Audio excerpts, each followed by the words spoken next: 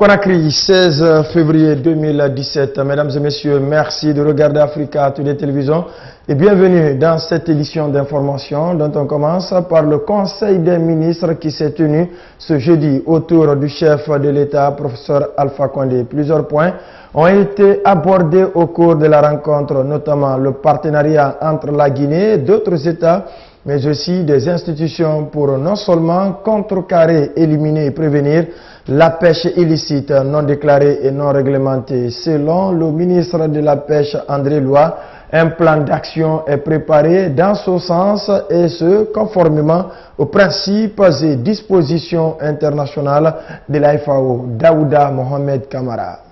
Dans sa communication, le ministre des Pêches, de l'Aquaculture et de l'Économie maritime a expliqué que le plan d'action national est un instrument facultatif conçu dans le cadre du Code de bonne conduite pour une pêche responsable. Il examine la nature et la portée de la pêche illicite non déclarée et non réglementaire dans ses différents aspects. Aujourd'hui, conscient donc des nombreuses manifestations de la pêche illicite, des mesures sont prises. On peut citer la perte de perspectives sociales et de débouchés économiques tant à court qu'à long terme, la menace pour la sécurité alimentaire, la destruction de l'environnement marin, l'effondrement des pêcheries compromettant ainsi les efforts de reconstitution des stocks qui sont déjà très appauvris. Au nombre des mesures prises figurent le renforcement des capacités opérationnelles du CNSP, le renforcement du cadre législatif et réglementaire. Le CNSP donc est le Centre national de surveillance des pêches.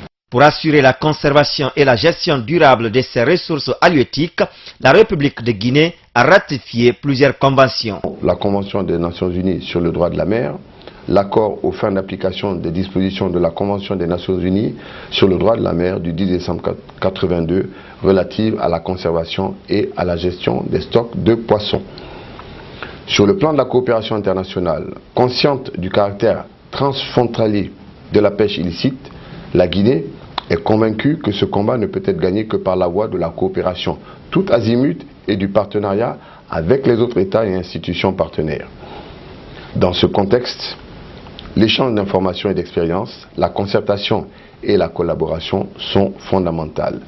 Le ministère des Pêches, de l'Aquaculture et de l'Économie maritime est à ce titre résolument engagé à exploiter tout renseignement portant sur des activités de pêche avérées ou suspectées obtenues par le biais de la coopération et du partenariat. Avant d'écouter les communications qui ont ponctué ce Conseil des ministres, le président de la République a donné des fermes instructions. Le président de la République a instruit les ministères en charge de la sécurité, de la justice et de l'administration du territoire d'intensifier la lutte contre le trafic d'enfants. Au ministère des Finances et du Budget, de diligenter le paiement des cotisations de la Guinée aux différentes instances internationales. Le chef de l'État a invité le gouvernement à mettre en place un comité de gestion de 100 000 tonnes d'engrais fournis par le Royaume du Maroc en vue des prochaines campagnes agricoles. Dans le même cadre, le président de la République a demandé de procéder à un recensement informatique de tous les paysans demandeurs et bénéficiaires d'engrais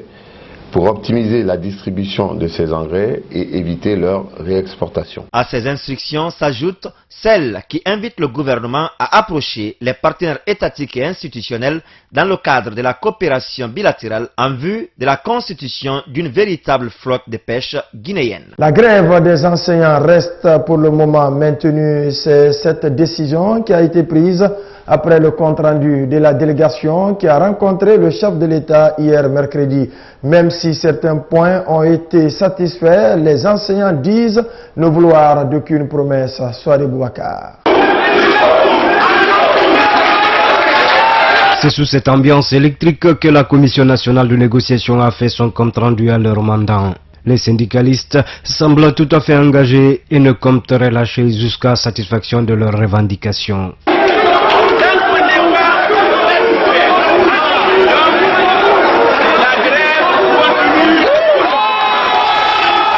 Hier, la délégation syndicale était en concertation avec le chef de l'État. Plusieurs points ont été abordés. Des accords ont été trouvés sur certains, mais sur d'autres, le chef de l'État reste catégorique et les syndicalistes sont aussi fermes sur leur décision.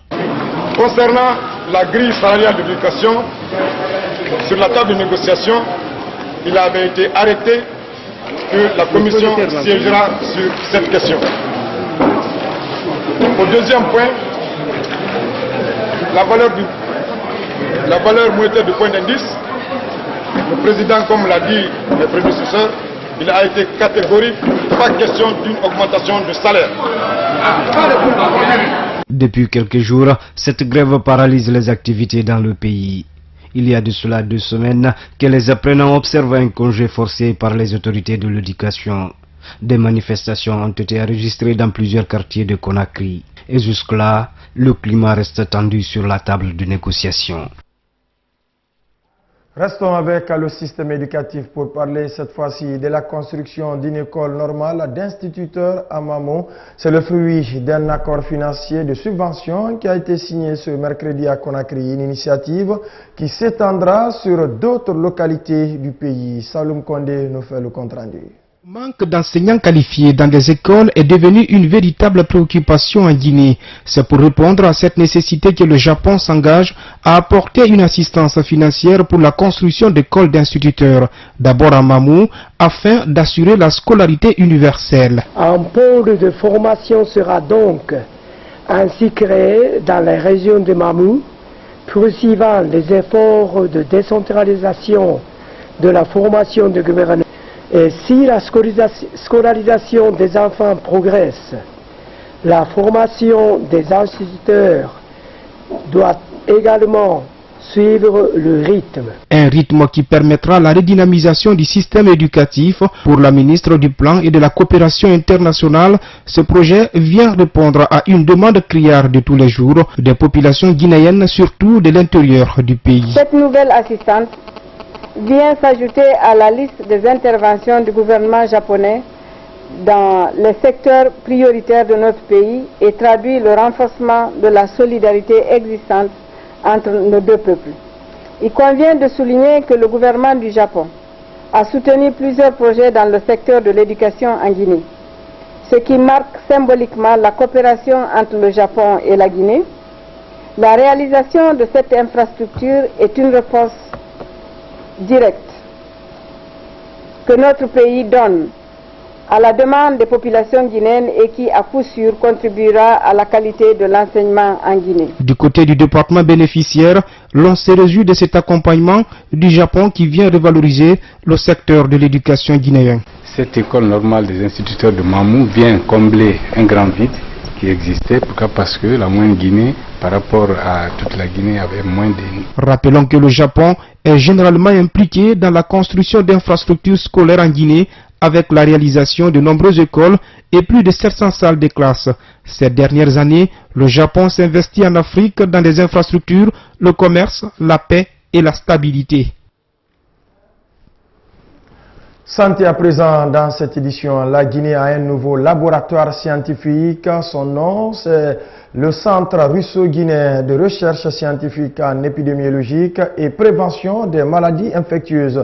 Il devra permettre de renforcer les capacités des institutions de recherche du pays, mais aussi de la résilience du système sanitaire public pour le bonheur des populations guinéennes. Alicene Diallo nous fait le compte rendu. C'est un laboratoire équipé de matériel de dernière génération fabriqué en Russie. Il est l'œuvre de la coopération bilatérale entre les autorités guinéennes et russes avec le soutien de Roussal Guinée. Dans ce centre de recherche scientifique en épidémiologie et prévention des maladies infectieuses, comme son nom l'indique, va renforcer le système de sécurité biologique du ministère de la Santé. Dans ce laboratoire, il y aura également des formations des spécialistes et des experts scientifiques. Ce geste de solidarité constitue pour le gouvernement guinéen et particulièrement pour le ministère de l'Enseignement supérieur et de la recherche scientifique, pour le ministère de la Santé, une fierté sans précédent quand on mesure aujourd'hui l'immensité des besoins de nos populations en matière de santé. Par l'installation de ces équipements modernes à l'Irbag, le gouvernement de la Fédération de Russie vient de répondre à une impérieuse nécessité du gouvernement, celui de faire de cette institution un centre de référence pour la problématique des recherches et de diagnostic rapide de toutes les maladies infectieuses en Guinée. Son inauguration à Kindia a mobilisé autorités préfectorales, gouvernementales russes, citoyens ainsi que des responsables du Russal guinéen. Pour la ministre chargée du service fédéral de surveillance dans la sphère de sécurité des droits des consommateurs russes, la mise en œuvre de ce laboratoire matérialise les bonnes relations entre Moscou et Conakry. La demande du président guinéen au président russe Vladimir Poutine a incité une réaction immédiate en juillet 2014 et pendant des semaines à venir, les docteurs et les spécialistes sont venus en Guinée pour tendre la main au peuple guinéen. Et la contribution très active des scientifiques de l'Académie des sciences et des académiciens russes témoigne du fait qu'on prépare non seulement des docteurs pratiques, mais également des scientifiques. Je suis convaincu que grâce à ce centre, le peuple guinéen va éviter beaucoup de maux relatifs aux maladies infectieuses. Le ministre d'État à la présidence, chargé des questions d'investissement et de partenariat public-privé représentant le chef de l'État à cette cérémonie inaugurale, a remercié les autorités russes pour cette autre aide. Ibrahim Kassouri Fofana a mis un accent particulier sur la société Russal Guinée pour tous les efforts fournis depuis son installation en 2001. Le président de la République m'a demandé aussi de saluer la coopération avec Russal, dont l'engagement, la détermination et la solidarité n'ont jamais manqué durant la dure épreuve de la calamité Ebola. Il me charge de demander aux représentants de Russal d'exprimer ses sentiments de gratitude et ceux des populations guinéennes envers le président de Russal, son excellence Denis Pascal. À Kindia, il y a eu également la signature de l'accord de création du centre russo-guinéen, mais aussi de dons de médicaments à l'hôpital régional par les humanitaires russes. Un mot de politique dans cette édition d'information. Quelques organisations de la société civile guinéenne étaient devant la commission des lois de l'Assemblée nationale ce jeudi au Palais du Peuple. Cette action vise à amener les députés de voter contre le point 2 de l'accord politique qui stipule la désignation des chefs de quartiers et districts ainsi que le respect de l'équité entre hommes et femmes au sein de l'hémicycle. C'est un compte rendu de Moussa Sefa Kamara.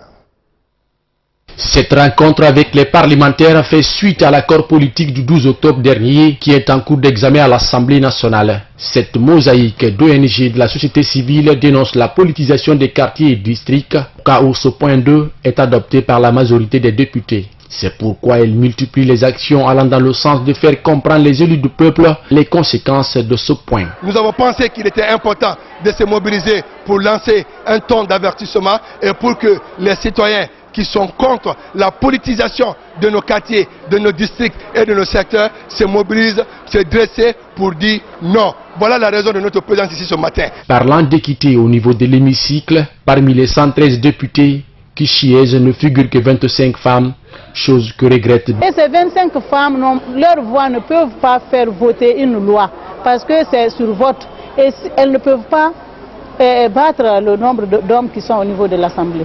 Et on ne peut pas avancer en laissant en marge les 53% de la population. Après la déclaration des points de revendication devant la commission des lois par les protestataires, le président du groupe parlementaire RPG Arc-en-Ciel dit avoir pris acte de la demande. Mais Amadou Damaro Kamara précise. Nous prenons acte de vos revendications. Nous allons mettre un débat. Mais il y a une chose que personne ne doit oublier. À l'Assemblée nationale, on ne peut pas retirer au député son droit de dire oui ou non à un texte de loi. C'est ici le temps de la politique. Ici, c'est le débat qui prévaut. Les activistes de la société civile décident de continuer le combat jusqu'à l'atteinte des objectifs. Les travaux de la commission provisoire sur la réflexion nationale se poursuivent à Conakry. Ce jeudi, les membres de la commission ont rencontré les représentants de la société civile et les hommes des médias. L'action s'inscrit dans le cadre de la vulgarisation des rapports et les recommandations, mais aussi accélérer la mise en œuvre de la dite vulgarisation. Le compte rendu est signé Ba Mamad Alpha.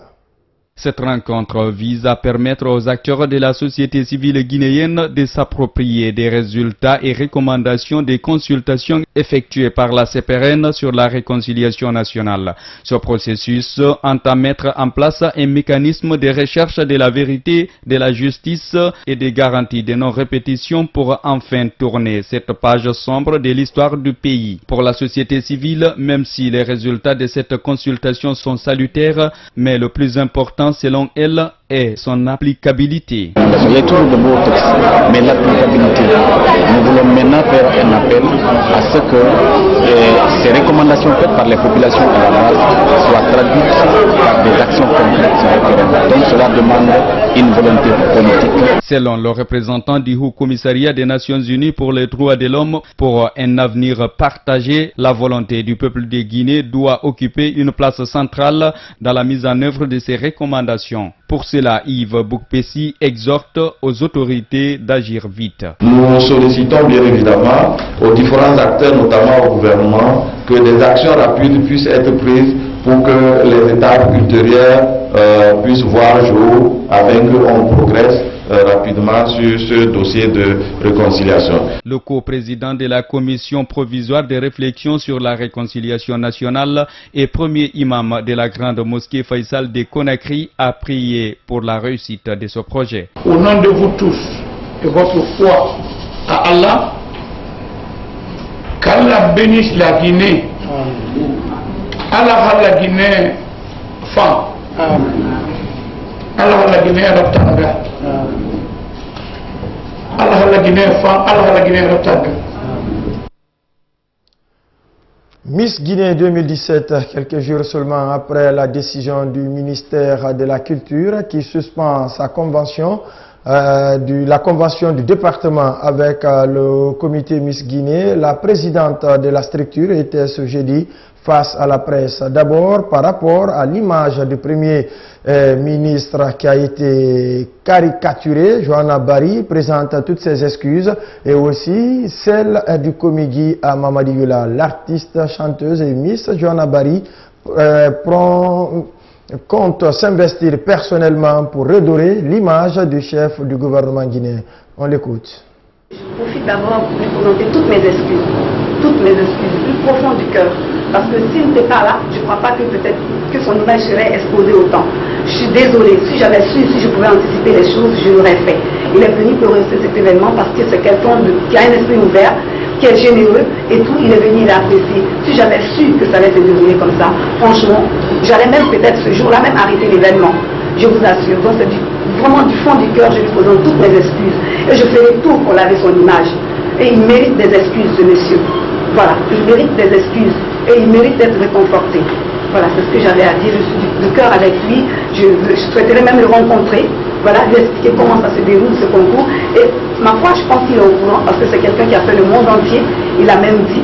Donc, j'étais quand même très heureuse qu'il soit là parce qu'il a réussi cet événement et ça a créé beaucoup de polémiques. Avec près de 10 ans d'expérience dans le domaine, Johanna Barry n'entend pas baisser les bras malgré cette décision.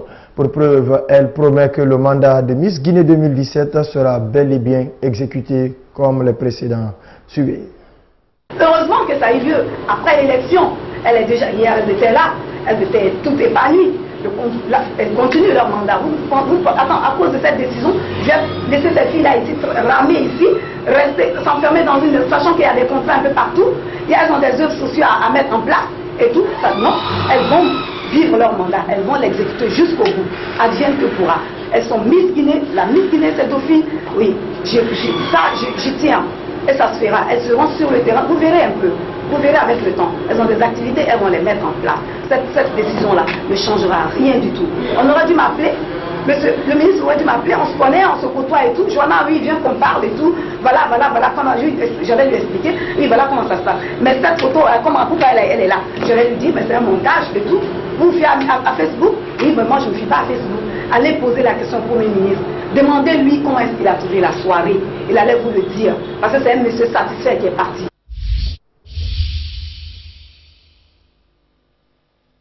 L'actualité sur le continent centrafrique, le procureur pour la Cour pénale spéciale a été nommé. Il s'agit du colonel Toussaint Montazini Mukimampa. J'y arrive enfin. Il aura la responsabilité d'enquêter sur les crimes commis par les groupes armés lors de la dernière crise centrafricaine. Suivez. En Centrafrique, la volonté des autorités d'aller vers la réconciliation nationale se matérialise de plus en plus. Sur le plan de la justice, le procureur spécial près la Cour pénale spéciale a été officiellement nommé ce mercredi 15 février. Magistrat congolais Toussaint Montazini Mukimapa était jusqu'ici directeur de cabinet de l'auditeur général des forces armées en République démocratique du Congo. Il est chargé d'instruire les dossiers à charge contre les crimes de guerre et les crimes contre l'humanité. Je pense que la nomination du procureur près la Cour pénale spéciale en République centrafricaine vient corroborer cette dynamique, cette volonté axée par les autorités centrafricaines à pouvoir asseoir une justice véritable en faveur du retour à la paix, en faveur de la réconciliation, en faveur de la cohésion sociale. Sans la justice, il n'y a vraiment pas la paix. Et là, notre système judiciaire a été carrément, littéralement déboussolé après les nombreux crimes qui ont émaillé notre pays. La Cour pénale spéciale en République centrafricaine a été créée en juin 2015. Cette juridiction regroupe des magistrats nationaux et internationaux. Elle appliquera le droit centrafricain à l'exception de la peine de mort, toujours en vigueur en République centrafricaine. Pour accompagner le processus de paix, certains observateurs demandent le rétablissement des forces armées centrafricaines.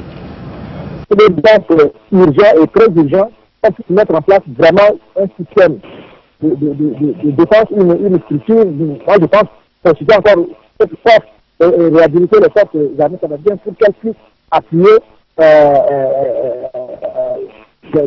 les acteurs judiciaires à pouvoir vraiment faire leur requête. C'est vraiment nécessaire que la communauté internationale puisse vraiment faire un effort très vite pour que les forces armées canadiennes soient réhabilitées et également que les forces de défense intérieure puissent utiliser des moyens adéquats en ressources humaines et en ressources matérielles et logistiques.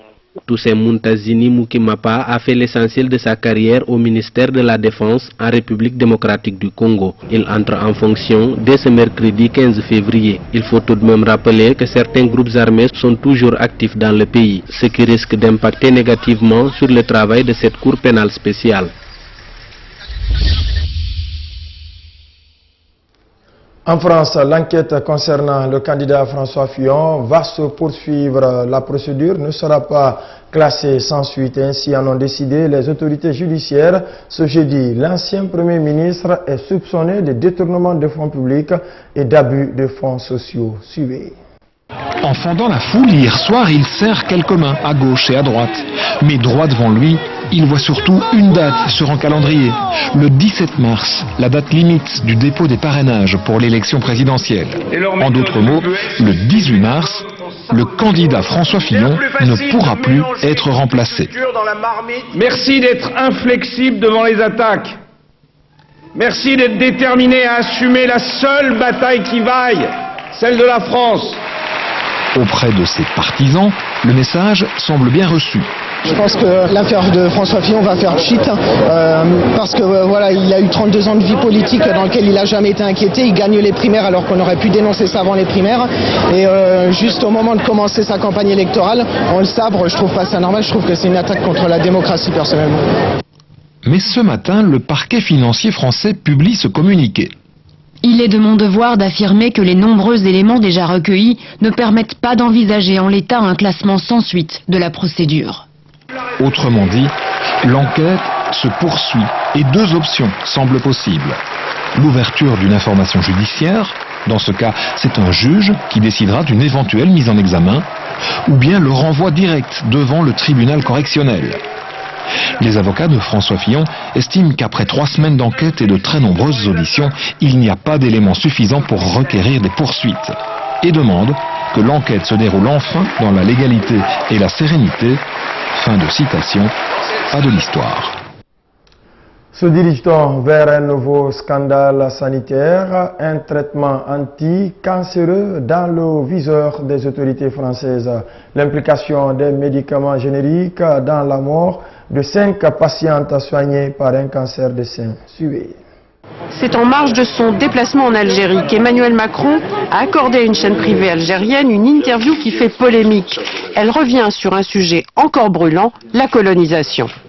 La colonisation fait partie de l'histoire française, c'est un crime contre l'humanité, c'est une vraie barbarie, et ça fait partie de ce passé que nous devons regarder en face, en présentant aussi nos excuses à l'égard de celles et ceux vers lesquels nous avons commis ces gestes. Et même si Emmanuel Macron tempère un peu son propos en déclarant « Je ne veux pas qu'on tombe dans la culture de la culpabilisation », les responsables politiques du Front National et de droite ont immédiatement réagi et exactement dans les mêmes termes.